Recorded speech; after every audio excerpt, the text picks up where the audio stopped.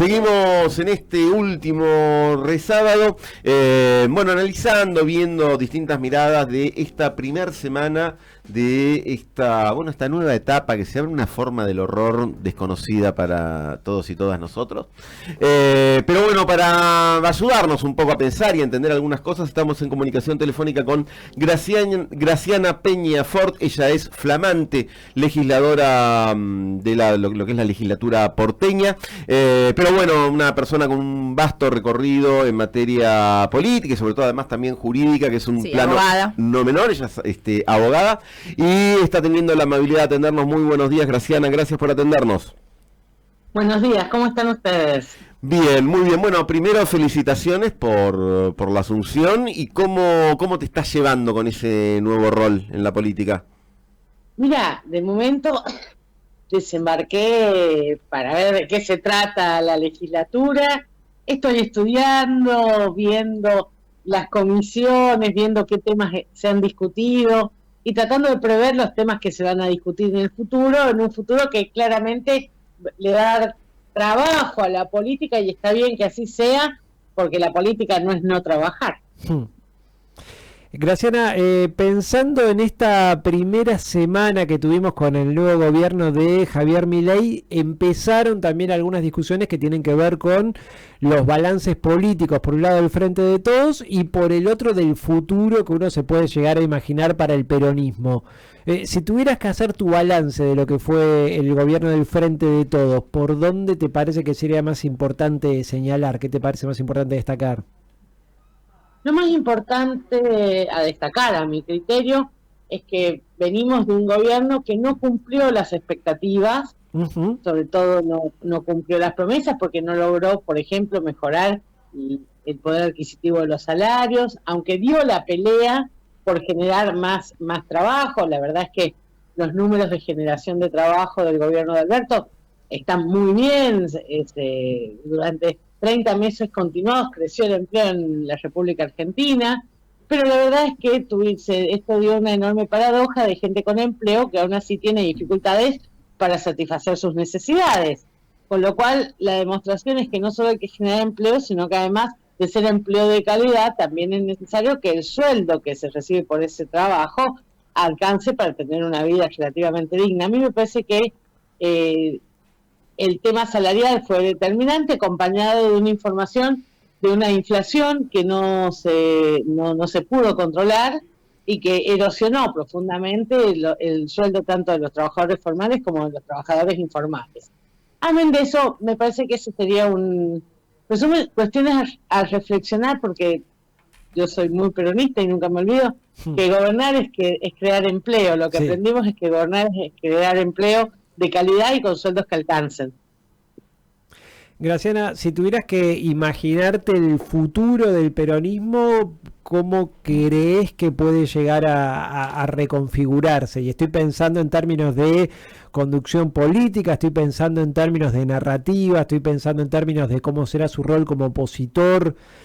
¿Cómo te imaginás el peronismo de ahora en adelante en este nuevo rol?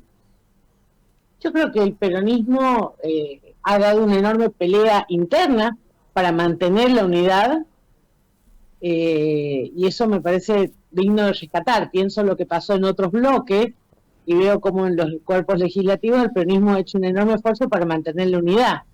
Eso me parece que es un buen punto de partida, porque todos unidos venceremos, finalmente, es algo que nosotros solemos decir. Me parece que es importante mantener la unidad, además porque darse una conducción. La conducción aún no está clara, porque hay distintos posibles conductores, pero para mí eso hoy no es un problema. Yo siempre he reconocido la conducción de Cristina Fernández de Kirchner, así que yo ya sé por dónde voy a mirar cuando necesite órdenes o necesite consejo de algún tipo de conducción, hasta que decante naturalmente una conducción que se tiene que dar, porque es la lógica de los procesos históricos y políticos. ¿Qué tal, Graciana? Manuel acá. Ya habíamos igual. Sí, la saludaste. Sí, pasa. No, básicamente me quedaba con esto que hablabas de la conducción. ¿Fue el gran talón de Aquiles del gobierno del Frente de Todos la falta de conducción? No, yo creo que el gobierno tuvo conducción. Creo que el talón de Aquiles fue, lo que reitero, creo que hubo un proceso de deterioro del poder adquisitivo. Creo también que hubo una cierta debilidad al enfrentar los factores de poder que incidían en la acumulación. Digo, tenemos números de ganancias de empresas extraordinarios en un país que se empobrecía todos los días. Me parece que no fue un problema de conducción, creo que fue un problema de hartazgo de una ciudadanía que descubrió que no le alcanzaba. Pero digo, toda esa interna, cielo abierto, los posteos de Cristina, las operaciones de Alberto, digo, a ver, hasta que aparece Sergio Massa como ministro plenipotenciario, había una cosa, una sensación, te la digo como, digamos, viéndola de afuera, de barco sin rumbo. No, a mí me parece que lo que quedó claro era que había dos rumbos en conflicto. Y esto quedó claro, por ejemplo, cuando se discutió si se acordaba o no se acordaba la refinanciación del Fondo Monetario. Uh-huh. Pero me parece que el hecho incluso de Sergio Massa como ministro de Economía también dio una muestra de cómo se solucionaban los problemas. Finalmente se definió un rumbo y se fue por ese rumbo. Claro. Yo entiendo que visto desde afuera, créeme que visto desde adentro también, puede ser visto muy caótico, pero todos entendimos que este era el rumbo y que había que seguir. De hecho, te voy a dar un ejemplo, es público, yo lo he dicho muchas veces, yo no fui ni soy una masista acérrima, pero entendí que era el nombre de la unidad y apoyé y me encolumné detrás de la candidatura. Y nadie me dio instrucción, uno lee la política y actúa en consecuencia. Uh-huh. Esta semana vimos, después yo creo que la gran enseñanza del 2015 y de ahora es nunca más subestimar absolutamente a nadie. Vimos una clase, podríamos decir, de manejo político en lo que fue el reparto de autoridades en el Senado de la Nación por parte de la vicepresidenta Victoria Villarruel, alguien que nunca había estado en ese ámbito. ¿Cómo ves la disputa que se vaya a dar de cara, donde además claramente Unión por la Patria o el gobierno del Frente de Todos va a ser el chivo emisario de muchas de las medidas antipopulares que va a tomar este gobierno? ¿Cómo la ves en la pelea, digamos, parlamentaria y también en el terreno de los gobernadores? Mira, yo creo que en términos parlamentarios la experiencia no es novedosa, el peronismo ya pasó por el grupo A, ¿te acordás? Sí. Es decir, la suma de distintas minorías para conformar una mayoría artificial ya existió en el país. Mi reflexión sobre ese momento, que fue el Grupo A, no fue bueno ni para el gobierno que lo impulsó, ni para el sector político que lo impulsó, ni para la ciudadanía. Pero tendrá que ver las medidas que se van a tomar. Esta pelea que se vio por quedarse con determinados cargos, no, claramente, y lo han dicho todos los que participaron en ella, no tiene un trasfondo de coordinación parlamentaria, es decir, que se hayan puesto de acuerdo para determinados cargos no implica que se van a poner de acuerdo para los proyectos de ley. Y ahí es donde empiezan los problemas, porque el Parlamento exige la posibilidad de construir consenso. En un contexto además de que no hay una hegemonía, ¿no?, de una de las fuerzas. Exactamente. Por eso, en ninguna de las cámaras. Ya lo vimos, entonces yo creo que para eso sirve la historia. Hay que ver cómo se extrapola esta situación de acordar determinados cargos, que por cierto el Unión por la Patria ya había decidido que por la continuidad de la línea sucesoria tenía que ser para la Libertad Avanza. Finalmente, el problema, por ejemplo, del vicepresidente primero de la Cámara, un problema de una interna de la Libertad Avanza. No, el Frente, Cristina ya había dicho que para ella tenía que pertenecer el lugar a quien pertenecía al bloque de la Libertad Avanza.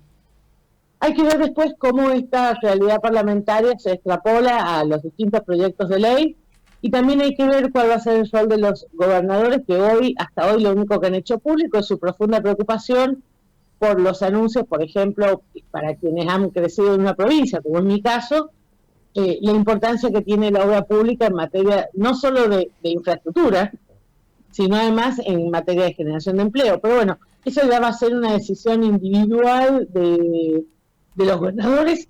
Hasta ahora lo único que se vio fueron unos intentos de tener una actitud de bloque entre gobernadores de los distintos sectores. Vamos a ver en qué evoluciona. Me cuesta mucho hacer futurología porque las cosas están sucediendo. Yo soy abogada, no adivina. Sí. Graciana, la última, al menos por mi parte. Hablabas recién de el valor que tiene que, a diferencia de otros contextos históricos, donde coalición que perdía, coalición que se desintegraba, Unión por la Patria está manteniendo la unidad. ¿Alcanza con esa unidad? Hay que, digamos, es la unidad más incorporar más gente. ¿Cómo ves el futuro de la configuración de Unión por la Patria, como se vayan a llamar en el futuro? De cara, porque bueno, decimos, no, recién estamos empezando todo, pero hay una carrera hasta el 2025, como también de cara a esto, a lo de, bueno, a poder defender y poder avanzar con proyectos desde el Poder Legislativo. Te voy a dividir la respuesta en dos partes. Vale. En la primera parte te digo, me parece que hoy hay una suerte de urgencias que ponen en segundo plano el análisis del futuro político, ¿sí? Uh-huh.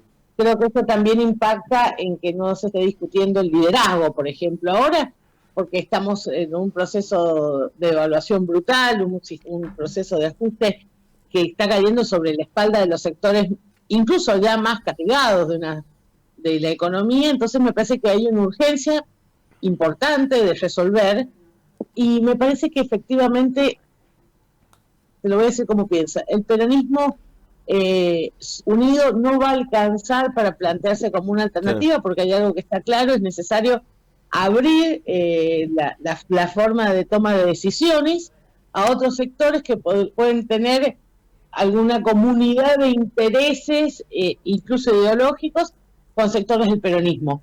Pero me parece que en este momento lo primero que se va a dar es, nos vamos a encontrar en la lucha, es decir, dónde se va a parar cada uno. No es lo mismo quien se para a favor del ajuste, quien se va a parar en contra del ajuste o va a intentar arbitrar medidas paliativas para el ajuste.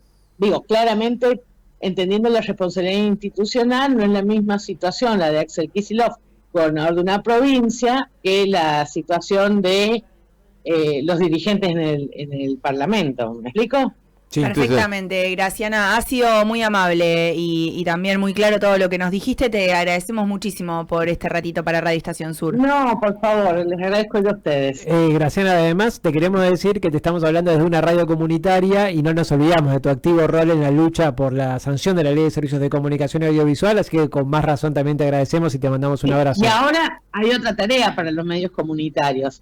Ahora más que nunca hay que explicar la importancia en materia democrática de la multiplicidad de voces, porque está claro que son los medios comunitarios, los medios más chicos, los principales afectados por esta reducción de la pauta oficial, que yo creo que no es válida, porque la publicidad oficial no solo es hacer publicidad a un candidato, la publicidad oficial es informar campañas de vacunación, licitaciones, y me parece importante decir esto.